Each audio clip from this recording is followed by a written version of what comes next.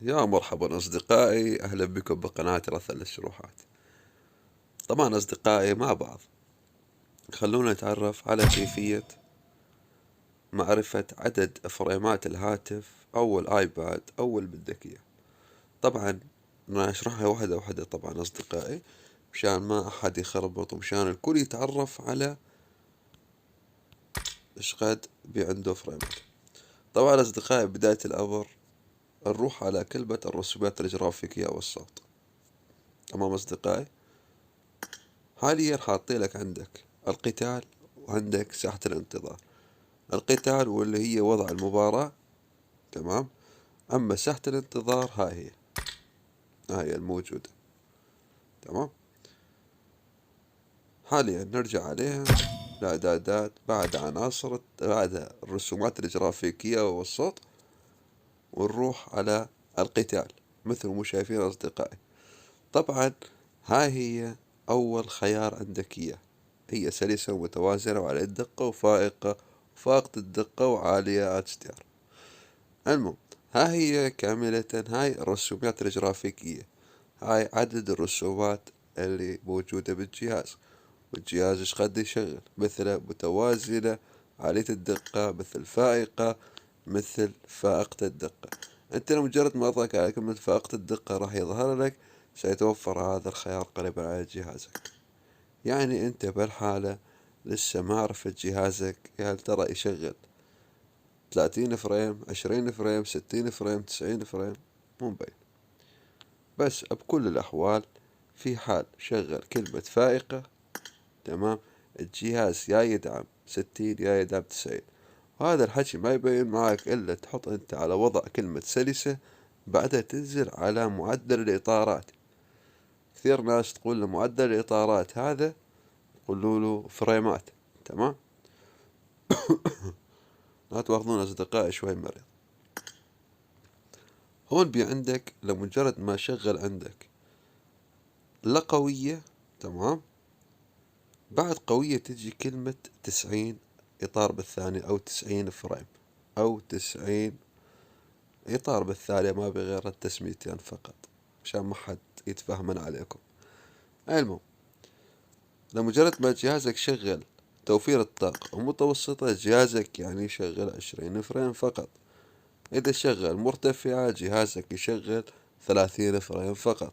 إذا شغل فائقة هاتفك يشغل 40 فريم فقط. وإذا شغل قوية يشغل 60 فريم، تمام. ما بشي اسمه معدل إطارات بابجي أو فريمات البابجي، بالأحرى شي اسمه 50 فريم، هاي مو موجود نهائيا. تمام أصدقائي، موجود عندك توفير الطاقة متوسط، مرتفع، فائق، قوي. يعني هذا الهاتف يشغل 60 فريم.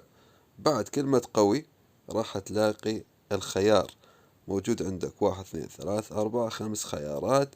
إذا أجى عندك خيار سادس راح يكون مكتوب عليه 90 إطار بالثانية، تمام. بعد أصدقائي النمط ساحة القتال، تمام، القتال أصدقائي، مو ساحة الانتظار، القتال. هاي موجودة عندك هون. عندك النمط، أغلب الناس يستخدمون كلمة ملونة، لأنه فعليا هي أفضل رسوميات، أفضل رؤية راح تكون عندك هي الملونة. الواقع راح يتحمل على هاتفك، نعم نفس الأمر. الفيلم ممكن، بس أكثر الناس يستخدمون كلمة ملونة. حاليا أنا على حاط على ساحة ال آه الانتظار، أنت شغل مانع التشويش، هي ال4 إكس، تمام. هذا مشان يمنع التشويش، بس أنصح وبشدة أنك تعمل له إغلاق. ليش تعمل له إغلاق صديقي؟ لأنه ترتفع حرارة الجهاز بشكل مو طبيعي، ويزداد صرف الشحن بشكل مو طبيعي. يعني أنت بالحالة تقصر عمر الهاتف بصراحة. هذا مشان اختلاف لون الريد زون دائما بساحة القتال، تمام.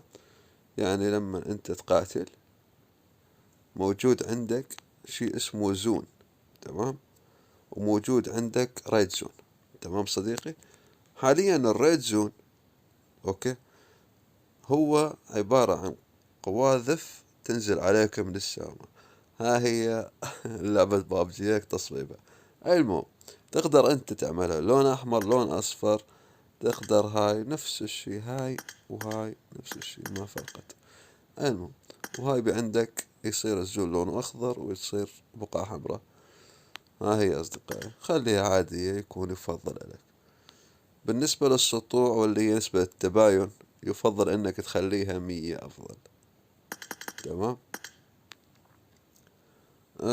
بالنسبة للشاشة القياسية هاي مشان توسع الشاشة، إذا مو مثل ملاحظين تتوسع عندكم الشاشة، أنتم خليها هاي. هذا من اختيارك أنت صراحة يعني، حسب ما أنت يعني، حسب الإطارات الموجودة عندك بالشاشة. مثل ما ملاحظين عندي أنا هون بالهاتف هذا، لاحظتوا أعلى حد للشاشة إذا مبين عليكم أعلى حد الشاشة إنه يظل بي فراغ بالشاشة. فأنتم هون تقدرون تحسنون كلمة الحواف تبع الشاشة يعني مشان يبين عليكم أكبر كمية من اللعبة أو من الصورة. التعديل التلقائي للرسوم الجرافيكية خليها معطلة أحسن لك. يقلل من الأداة التلقائية في حال حدوث تذبذبات في معدل الإطارات في الثانية بشكل كبير. خليها مطفاية أحسن، لأنه ما تأثر بشي ولا تفيدك بشي نهائيا صراحة. حاليا خلونا ننتقل مع بعض على كثير ناس تفتح اللعبة. تمام أصدقائي. أغلب الناس تفتح اللعبة وما تعرف تطفي الموسيقى تبع الصوت. أنت لمجرد ما انتقلت على، قبل كانوا حاطين كلمة الصوت لحال، تمام، حاليا دمجوا الرسومات الجرافيكية مع الصوت.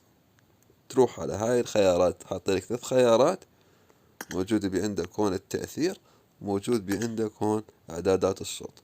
أنت لمجرد ما ضغطت على موسيقى الخلفية هذا المربع راح يختفي عندك صوت اللعبة أو صوت الموسيقى اللي حاطينها باللعبة، وهاي خليها عالية دائما عالية.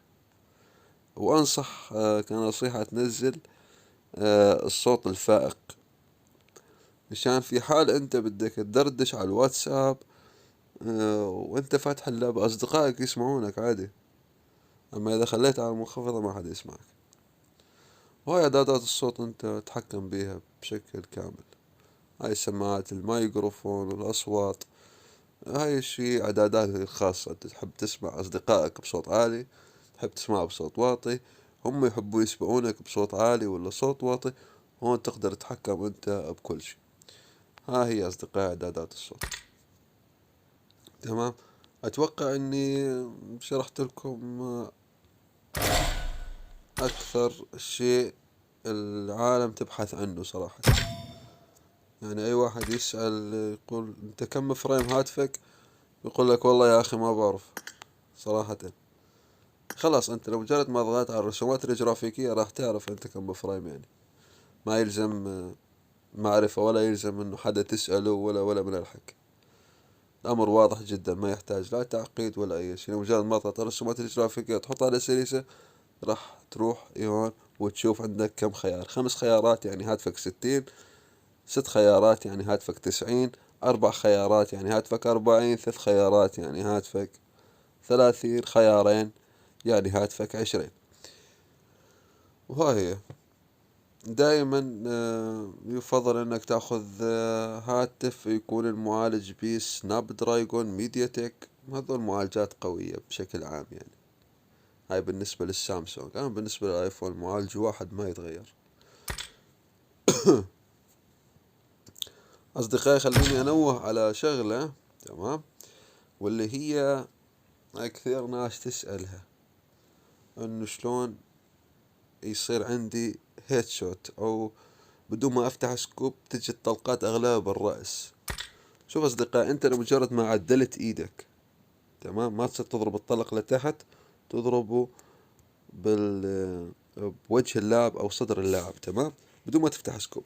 بس بيشغل خيار هون موجود لازم تفعله، واللي هو اسمه مساعد الاستهداف. انت لمجرد ما فعلت الخيار هذا، ايش راح يصير عندك؟ هذا مساعد الاستهداف راح يساعدك بذهاب الطلقة للاعب، تمام. لمجرد ما فعلت هذا الخيار راح يروح هذا الشيء الطلقة للاعب، ويفضل انك تفعل هذا الخيار لانه خيار فعليا ممتاز، تمام. اللحظات البارزة، خليني اوديكم استن على خيار اسمه والله نسيت. مساعد الاستهداف. طبعا بناس كثير تقول له هو الام اسيست، هو نفسه الام اسيست هو مساعد الاستهداف، تمام. خلينا نشوف وينه، لأنه ما شاء الله مكثرين الخيارات. تطابق تلقائي، تدوير نظرة حرة. طبعا أصدقائي مشان تدوير الكاميرا أثناء اس دي اس، تدوير الكاميرا أثناء الانحناء، إن شاء الله أشرح لكم إياه في فيديو قادم. هذا كمان مهمات كثيرة من الناس ما تعرفها، ما تعرف إيش هي أصلا. مساعد الاستهداف، تفعيل انزلاق، ديناميكية حمل السلاح الذكي، أسلوب اللعب، منظور أسست وينه والله العظيم ضيع. تفز دم الجثوم. مساعد الاستهداف هذا هو أصدقائي. هذا الخيار أنت بمجرد ما فعلت هذا الخيار يفيدك بطلقات الهيد شوت أو بإيصال الطلقات، أغلب الطلقات اللي عندك على اللاعب، تمام. هذا هو الخيارات اللي حبيت إني أشرح لكم إياها. قلت لكم أصدقائي إن شاء الله فيديوهات قادمة أشرح لكم كثير شغلات بالنسبة كبيرة غير مساعد الاستهداف. عندك هون تدوير الكاميرا أثناء ال HDS، تدوير الكاميرا أثناء الحناء. يعني كثير ناس ما تعرف إيش معنات الخيارات هاي، طبعا للناس جديدة على اللعبة. المهم إن شاء الله، لأنه الفيديو صار طويل وما عاد خرج إني أشرح النوب، فإن شاء الله فيديو قادم نشرح كل هالخيارات هاي وكل الإعدادات هاي. أنا علي إني أشرح لك الإعدادات، تمام. أنا ما ألزمك إنك تنفذ نفس الإعدادات اللي عندي، لا يا أخي. أنا بس أعطيك فكرة إنه هذا الخيار أو هذا أو هاي الحساسية أو إيش ما بدك تسميها، إيش شغلتها، تمام. كل خيار موجود عندك إياه أو إعدادات موجودة عندك باللعب، أنا في شغلتي فقط إني أعرفك الإعدادات هذول فقط، وأنت حبيت تفعلها، حبيت تضبط الحساسية عندك، هالشي راجع لك. طبعا بالتوفيق للجميع، أتمنى إن شاء الله الكل يكون بخير. تحياتي لكم أصدقائي، أهم شي لا تنسونا باللايك، تعليق حلو مثلكم. السلام عليكم.